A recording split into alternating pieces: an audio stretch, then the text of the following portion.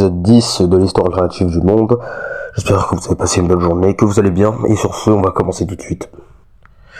Dans le dernier épisode, je sais plus si c'est le dernier, mais du coup, la France a vendu Madagascar au Japon. Et dû à ça, la France a une meilleure économie que les autres membres de la guerre qui ont gagné la guerre, ce qui peut paraître bizarre, mais ça fait sens puisqu'ils n'ont pas eu d'autres sources de revenus. Et ces pays sont du coup le Royaume-Uni, l'Espagne, la Confédération de Carthage, ainsi que le Canada et les USA. On va commencer tout de suite avec le roi de Naples, qui est du coup ce royaume-là de Naples, attention, du coup qui est le roi de ce royaume-là, et qui a de plus en plus de liens avec la Grèce, et un grand fan de la Grèce, qui demande même unification avec autonomie avec la Grèce. La Grèce qui refuse, mais qui du coup se fait un très bon allié, qui est même peut-être prêt à rejoindre l'alliance franco-grecque, enfin bref. Il y a également un grand problème en Espagne, car le roi d'Espagne n'a pas de fils ni de fille, du coup il n'y a personne pour succéder le trône. Du coup ça peut poser certains problèmes s'il venait à mourir. Le Brésil, qui a bien qu'avoir gagné la guerre avec l'Argentine, est un petit peu en manque d'argent, et du coup force ce minuscule territoire à ce pays-là, je crois que c'est la Bolivie. Du coup voilà. La guerre civile dans l'Union continentale africaine se termine grâce à beaucoup d'aide du Portugal qui envoie du coup des soldats pour aider le gouvernement et également en échange pour prendre quelques territoires. Ce qui termine la guerre civile plutôt rapidement. Et le Portugal finit par prendre du coup ses territoires. Du coup c'est pas grand chose, mais c'est une petite compensation. La Turquie a beaucoup plus de mal, il y a beaucoup de problèmes sur ses frontières, notamment à cause des ethnicités qui sont dans cette région là, autour de ce lac.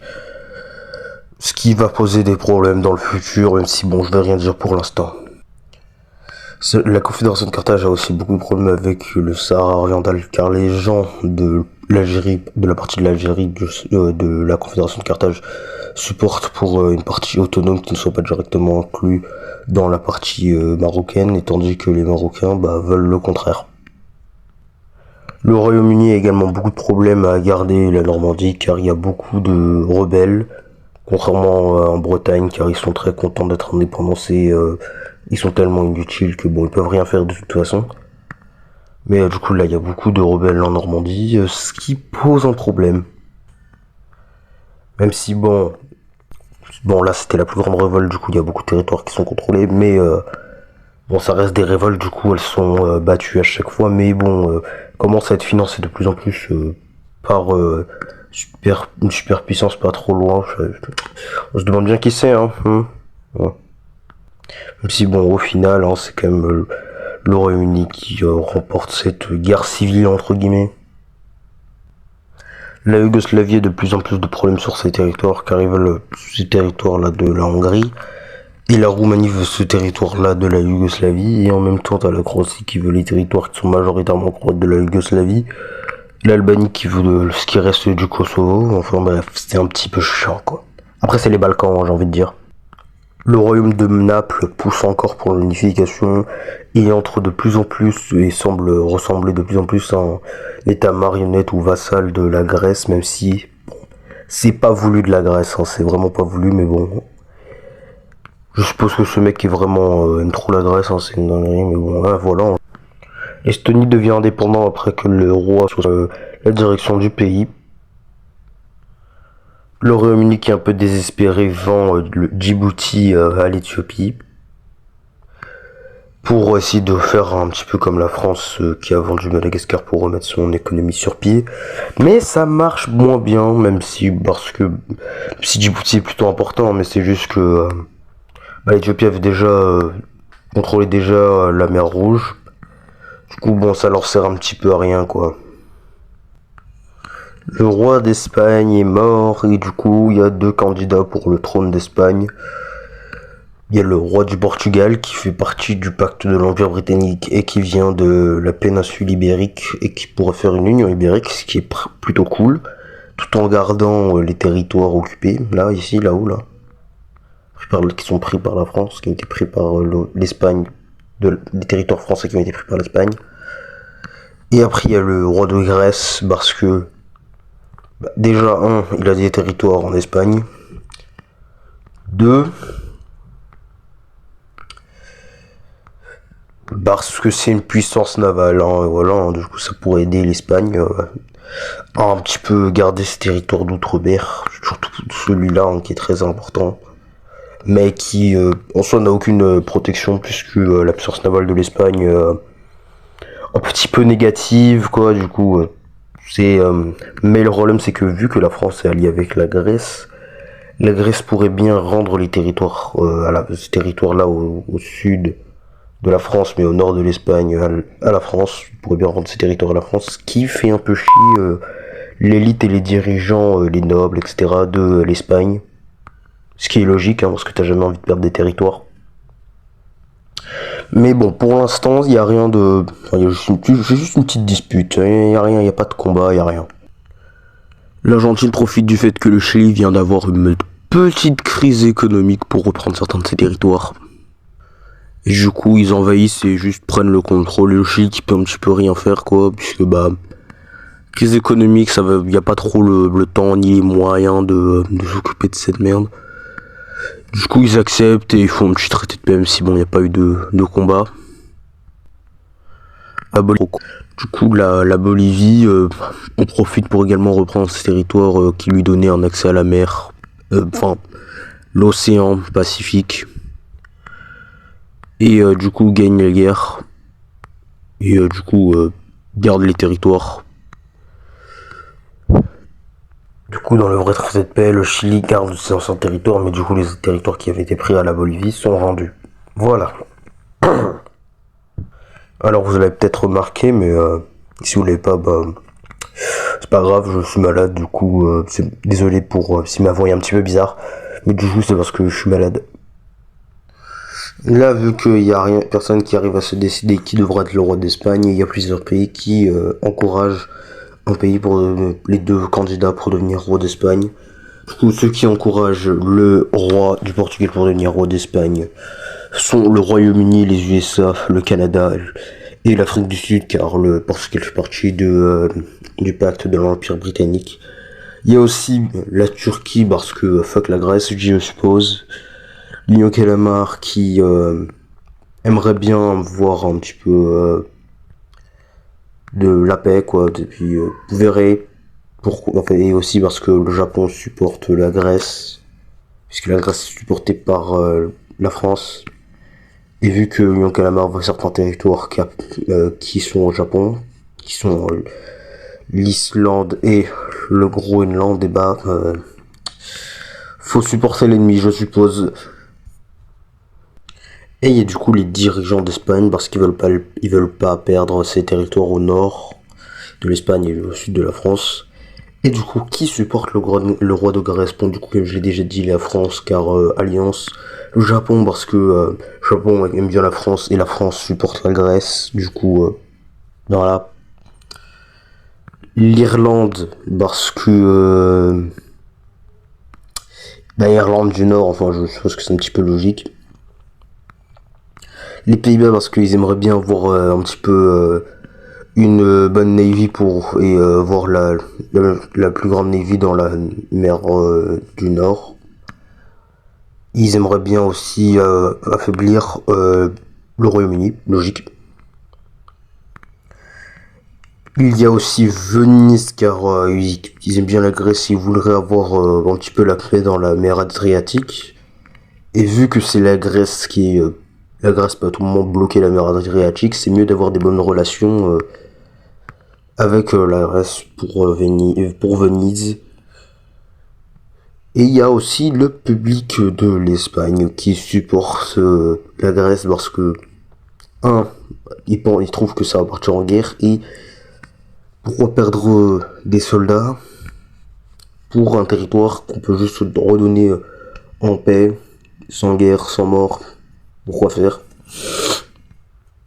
Et il y a aussi bien évidemment Naples, parce que Naples veut s'unifier avec la Grèce et avoir les meilleures relations du monde avec la Grèce.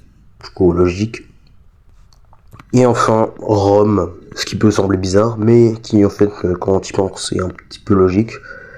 C'est parce que la République romaine aimerait bien avoir la paix et veut unifier un petit peu l'Italie et tout. Du coup, ils veulent avoir la paix dans la mer Méditerranée à l'ouest. Et du coup, avoir des bonnes relations avec ce qui va devenir la grande puissance de la mer Méditerranée à l'ouest, c'est plutôt cool. Et voilà, et aussi parce que le Portugal c'est pire que la Grèce selon eux, du coup, hein, voilà. C'est un petit peu là, ils choisissent un petit peu entre la peste et le choléra. Du coup, les deux sont pas ouf, mais il y en a un qui est pire que l'autre. Voilà. Du coup, les tensions en Europe montent.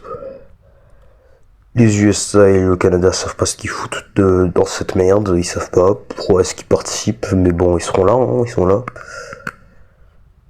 Et voilà, hein, les tensions montent, mais bon, pour l'instant, aucun combat. Les Britanniques vendent ce territoire, je sais pas comment il s'appelle, au Mexique. Et du coup, voilà, ça c'est au Mexique. Le Mexique qui veut vraiment faire l'empire mexicain, même si bon, ça va être un petit peu compliqué que des US.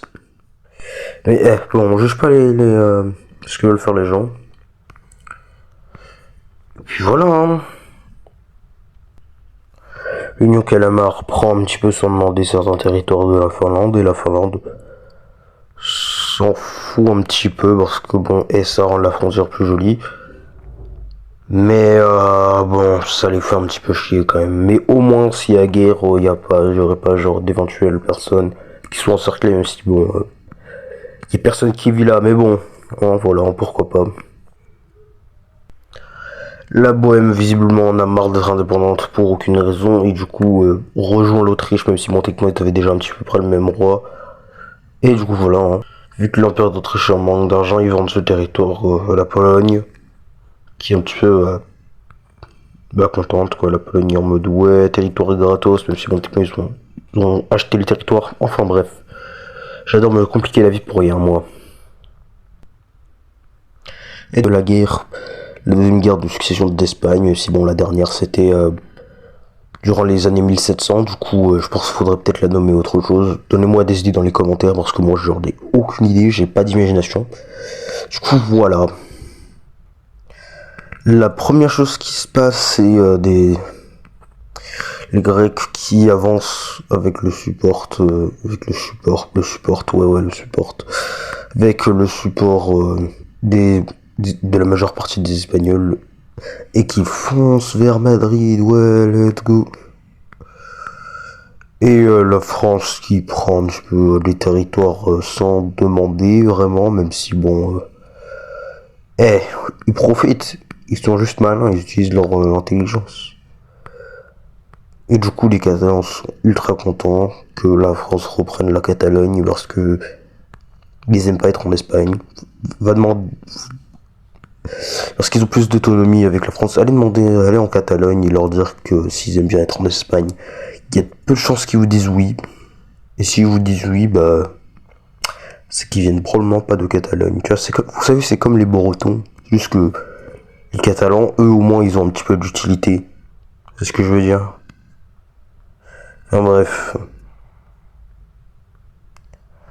La France prend des territoires encore une fois sans demander, mais personne n'attaque. Surtout pas le Royaume-Uni qui, a pas assez d'argent pour vraiment faire une grande guerre contre la France. Deux, ça causerait probablement une perte instantanée de la Normandie car il y a beaucoup de rebelles. Du coup, ça coûtera encore plus d'argent. Du coup, la France continue. Et officiellement, ils cèdent juste la Grèce. Hein. Bah oui. Le Portugal qui va pas se laisser devancer envoie également ses troupes. Et voilà, hein, c'est un petit peu la merde. Et là, les dirigeants espagnols ils perdent de plus en plus de support parce que les Espagnols ils voulaient pas la guerre. Hein, voilà. Du coup, ça fait que le roi de Grèce prend Madrid, qui je crois est à peu près autour de là, et se fait couronner roi d'Espagne, même s'il y a Il y a beaucoup de personnes qui contestent. Même si bon, il y a un peu rien qui peut être fait, quoi. Alors la Turquie essaye bien de prendre Constantinople, hein, mais en fait sans l'aide de la Bulgarie, ça foire un petit peu. Même un petit peu beaucoup. Du coup la Turquie se casse de la guerre. Naples et Rome envoient également leurs troupes. Et bon, vu que c'est l'Espagne non plus, non, c'est pas un gros truc. Tout le monde s'en bat un petit peu les couilles, et du coup, vu que c'est évident que la Grèce a un petit peu gagné ce conflit, il y a un traité de paix, et du coup, c'est parti. Du coup, c'est à ça que ressemble le traité de paix. Ouais, pas grand chose à changer, la France a juste pris certains territoires, la Catalogne et ces territoires-là, j'ai oublié comment ça s'appelle, mais c'est aussi une ethnie qui est à la fois en Espagne et en France. Et la Grèce a élargi un petit peu son territoire en Espagne, et le roi de Grèce est devenu roi d'Espagne. Et la première chose que propose la Grèce, c'est annexer complètement l'Espagne et faire en sorte que l'Espagne fasse partie complète de la Grèce. La France est en mode non. Déjà, parce que le Royaume-Uni serait en mode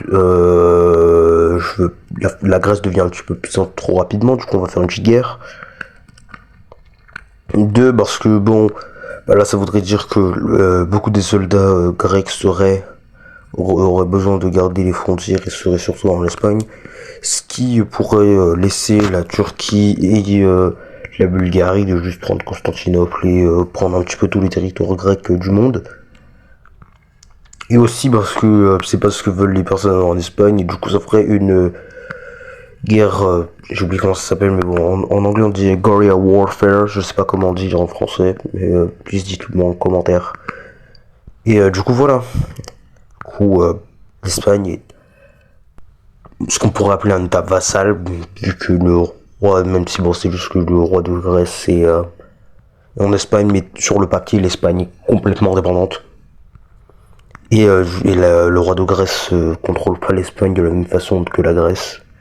Puisque par exemple le parlement d'Espagne est beaucoup plus puissant que celui en Grèce, du coup il y a beaucoup de changements, et du coup enfin bref, disait Pépin. La Bulgarie qui a un peu plus de territoire et qui pensait que la Grèce allait être beaucoup trop occupée avec l'Espagne, déclare la guerre sur la Grèce parce qu'ils sont complètement cons et directement foncent sur Constantinople, et la Turquie les supporte instantanément pour reprendre le mini-territoire qu'ils ont perdu et aussi Constantinople. Et du coup, Constantinople est déjà en danger. La Grèce est un petit peu surpris en mode what the fuck. Et l'Albanie rejoint cette guerre parce que, fun fact, 25% des gens qui vivent au Macédoine du Nord sont albanais. Ce qui fait que la Yougoslavie rejoint cette guerre, et voilà, du coup l'Albanie envahit direct les deux pays. Pour le reste du Kosovo, etc. La Croatie reste parce que la Ligue Hesbourg a dit non en fait, et la Roumanie rejoint cette guerre du côté de la Grèce pour ces territoires là, je sais plus comment ça s'appelle, et ces territoires ici de la Yougoslavie qui sont directement occupés. Et oui, c'est une transition plutôt rapide. Et bon, là, la guerre reste un petit peu comme ça, bloquée sans aucun changement. La Bulgarie arrive bien à repousser un petit peu les Roumains grâce à la rivière du Danube. Mais bon, sinon, il n'y a un peu rien qui change. Enfin, voilà quoi. Et bon, du coup, ça change pas grand chose, mais ça change un petit peu quand même sur le front, et ça aide un petit peu. La Bulgarie pousse et s'approche d'Athènes dangereusement la Grèce, et met encore plus de pression sur Constantinople sur un siège total. Rien à voir avec un siège sur lequel les choses tu t'assois. Et du coup, la Grèce demande de l'aide à Naples qui rejoint la guerre. On voit des troupes qui se font directement immobiliser, ne peuvent plus avancer. Super, Naples, tu es vraiment très très utile. La Grèce commence à faire des invasions navales au sud de l'Anatolie, ainsi qu'au nord. L'Anatolie, c'est une partie de la Turquie, pour ceux qui ne savent pas. Et repousse une partie des troupes autour de Constantinople, même si bon, pas de beaucoup. Et il arrive à rejoindre ses troupes et encercler certaines troupes turques et à les capturer plutôt rapidement et à faire une nouvelle attaque navale de la Bulgarie et les pousser plutôt loin. Les troupes roumaines mais ça dure pas très très longtemps car les Bulgares tiennent ces positions très très bien et les défendent parfaitement. Tandis que dans le Moyen-Orient, l'Empire perse rejoint la guerre pour certains territoires que possède la Turquie, ainsi que peu de temps après, l'Arménie rejoint également la guerre. Et la Géorgie, qui bien que officiellement reste neutre, occupe certaines parties de la Turquie. Mais encore une fois, officiellement, ils sont neutres, ils n'ont pas rejoint la guerre. Cet état en Syrie, qui est une monarchie, envahit également la Turquie. Pour la raison étant que, dans les épisodes plutôt récents, la Turquie a pris certains territoires à la Syrie. La Grèce envoie encore plus de troupes et commence à percer à travers les lignes de défense bulgares et atteigne même la Macédoine du Nord. Les Roumains percent encore plus à travers les défenses yougoslaves. Venise envoie encore plus de troupes pour couper une partie de la Bosnie du reste de la Yougoslavie et ensuite l'occuper. La Yougoslavie est le premier pays à quitter la guerre,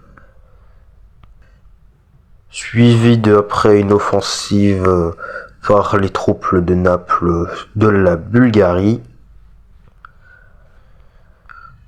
Et à cause de majeurs fronts également autour de la Turquie de partir. Et c'est donc comme ça que se finit la troisième guerre balkanique.